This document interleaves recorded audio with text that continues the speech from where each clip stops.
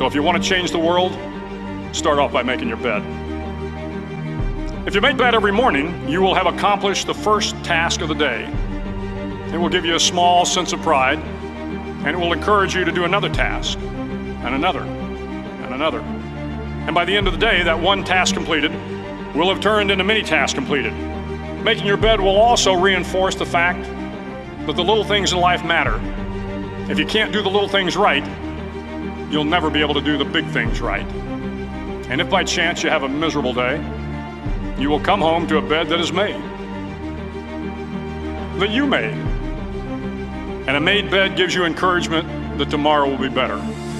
To pass SEAL training, there are a series of long swims that must be completed.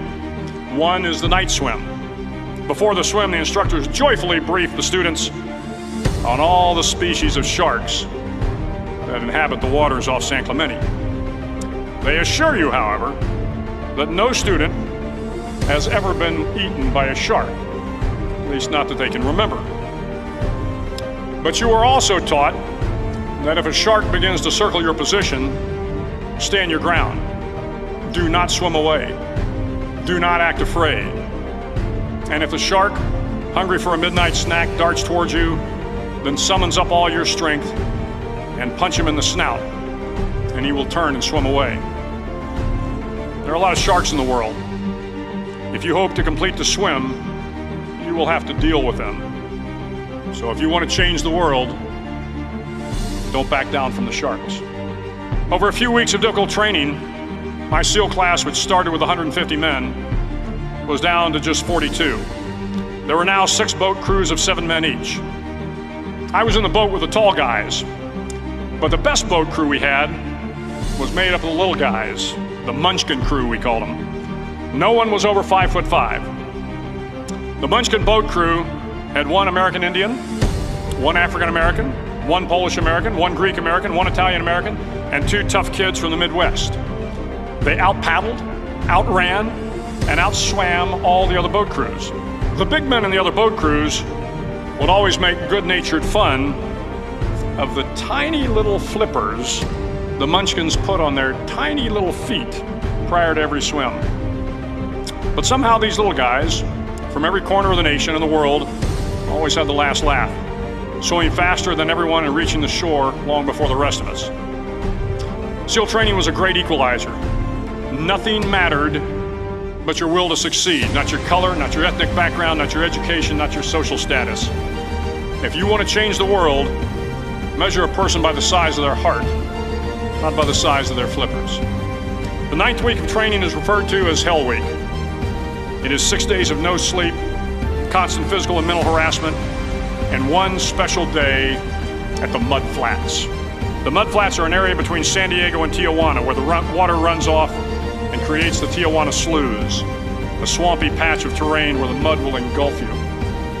It is on Wednesday of Hell Week that you paddle down to the Mud Flats and spend the next 15 hours trying to survive the freezing cold, the howling wind, and the incessant pressure to quit from the instructors.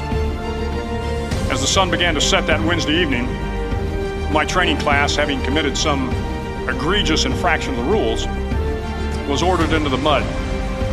The mud consumed each man till there was nothing visible but our heads. The instructors told us we could leave the mud if only 5 men would quit. Only 5 men, just 5 men, and we could get out of the oppressive cold. Looking around the mud flat, it was apparent that some students were about to give up. It was still over 8 hours till the sun came up. 8 more hours of bone-chilling cold. The chattering teeth and the shivering moans of the trainees were so loud, it was hard to hear anything. And then, one voice began to echo through the night. One voice raised in song. The song was terribly out of tune, but sung with great enthusiasm. One voice became 2, and 2 became 3, and before long, everyone in the class was singing. The instructors threatened us with more time in the mud if we kept up the singing, but the singing persisted, and somehow the mud seemed a little warmer, and the wind a little tamer, and the dawn not so far away. If I have learned anything in my time traveling the world, it is the power of hope. The power of one person, a Washington, a Lincoln, King, Mandela, and even a young girl from Pakistan, Malala. One person can change the world by giving people hope. So if you want to change the world, start each day with a task completed.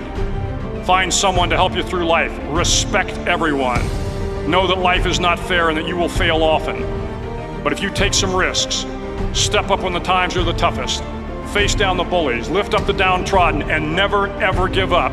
If you do these things, the next generation and the generations that follow will live in a world far better than the one we have today.